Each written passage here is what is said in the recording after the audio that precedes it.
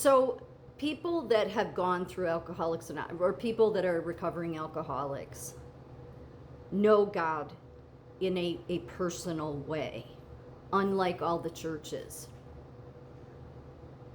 That's the reason I was able to pretty much figure out that it's never been legit.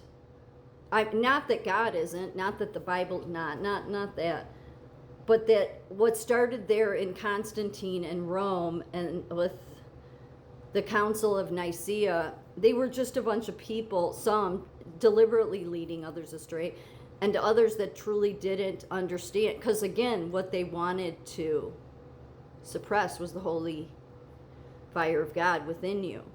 That was going to be the teacher. It says it in the Bible. So people that end up at Alcoholics Anonymous, well, we find out about God not through Bible readings, but because we literally depend on Him. So I just want to point some things out that are important, because it's through truly knowing that, having that personal relationship with God, not from the churches, but from AA, go figure. And that is where God would be at. It's people that are broken down, they're desperate. They may not even believe in God, which is why there's been many people that have come along and make a big deal about some of the steps saying God and some saying higher power without having enough common sense. And it's usually churches that don't really have the Holy Spirit within them that say, oh yeah, we can't have this higher power thing. That's some sort of, a cult thing. Yeah, no, it's not. It's so that it's open to everyone, which is what God would want. It's like, if you need help, you need to be healed, just like Jesus was doing. We don't want you to feel like you can't come because we don't put Jesus in the, but that's the churches that have no Spirit of God in them. So I already said what the first step is. We admitted we're powerless. Only one you have to get 100% right. Nobody really has a problem doing that by the time they end up there. But here, then next step, came to believe that a power greater than ourselves could restore us to sanity. It doesn't say you've got to believe in Jesus, doesn't say you got to believe it. You just have to come to believe there's something greater than you. It's this slow little march that you're doing and you don't know you're doing it. Restore us to sanity. 3, made a decision to turn our will and our lives over to the care of God as we understood Him. But made a decision to turn our will and our lives over to the care of God. I said I do that every day for 30 plus years. Because it's a life and death situation for alcoholics. So naturally, we would be the people that truly know the personal relationship with God. I'm not trying to say that in a pompous, arrogant way. I'm just saying most people, these churches, they don't. This one up here that I don't have highlighted, this is the one everybody likes to avoid. Nobody likes doing it. Nobody, especially not alcoholics. Look at us. We're used to blaming the whole world for everything. It's true. Made a searching and fearless moral inventory of oneself. It's really important, because it's get rid of all the crap. Because after you do that, then you have to admit it to God, to ourselves, and to another human being, the exact nature of your wrongs. Everything you wrote down in here, and it has to be thorough, believe me, it does. If you don't do it thoroughly, AA's not joking, that if you do it half-assed, you won't stay sober. God doesn't play here. God do it fully. No matter how much you think it's going to hurt, it actually does the opposite. Okay, so then 6, we're entirely ready to have God remove all these defects of character. What defects of character? Well, the ones we figured out that we had here when we were blaming the whole world for why we drank. Then 7, humbly asked God to remove our shortcomings. Next, made a list of all persons we had harmed, even not physically, or physically or verbally, anybody you could think of, and became willing to make amends to them all. That's sometimes a little bit slow. People need a little while to become willing, just because it means everybody. Not just in the past year, it means everybody.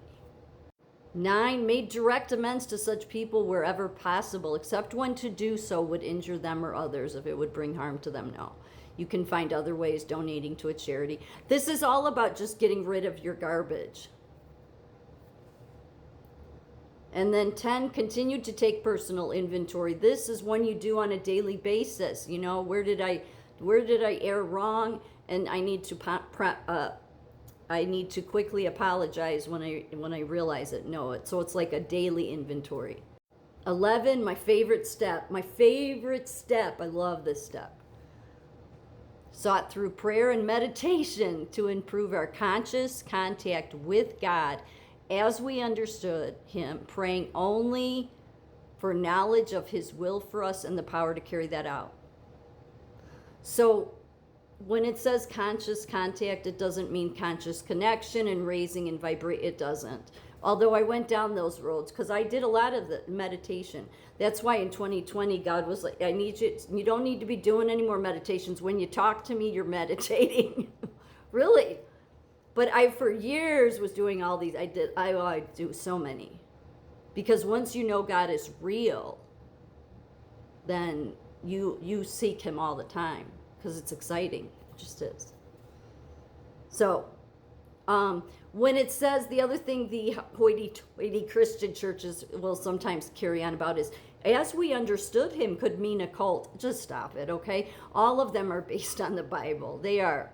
But it had to be open to other people. Because, you know, you get agnostics and atheists. Yeah, believe me, God, you see miracles with them. This is the reason. There's many people that go and get their lives saved, and then they try to use their own will to be this good person in the world. That's not going to last long because you're doing it. That's why people say your works don't matter. That's why it's rather a miracle in many ways to end up being an alcoholic, and if you get recovering, because like I said, I can't take any credit for it. I can't. All it brought me to was realizing there was a God, and how did this happen? Because there was something going on, and I can't explain it. And then the 12th and final step is having had a spiritual awakening, and you have it before you finish all the steps. I think it took me a year to do all the steps. It depends. Some people can, it depends. You do it with,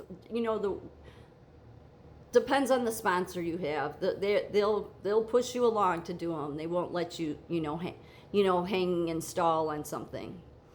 Having had a spiritual awakening as a result of these steps, we tried to carry this message to alcoholics and to practice these principles in all our affairs.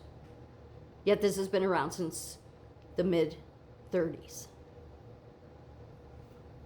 So this step, the third step, and the 11th step is what most every recovering alcoholic that has any length of time does every day.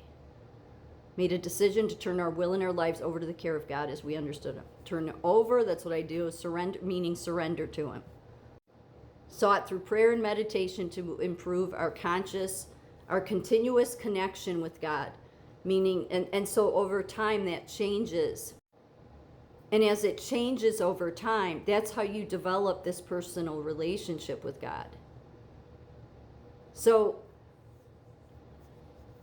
while this world has, and the churches in many ways have led everybody to not understand that you need to have the power of the Spirit, God's Spirit in here, those steps end up leading people to it and you don't realize it. I didn't until the last 5 years. I'm like, oh wow. That's the reason why I've been to different churches before. I never saw the power of God at work like I did in AA rooms. Now, I'm not telling Christians you should go, it's not right to go sit in an AA room when you don't have an addiction problem. But I'm just saying that that's the reason I say this world doesn't want you to do God's will. Or it wants you to try to do your own will that you think you can do it so God will be happy. No, you need to completely surrender. And alcoholics reach their bottom and they have nowhere else to go. So it is total surrender, which is the blessing in it all and how we truly know God.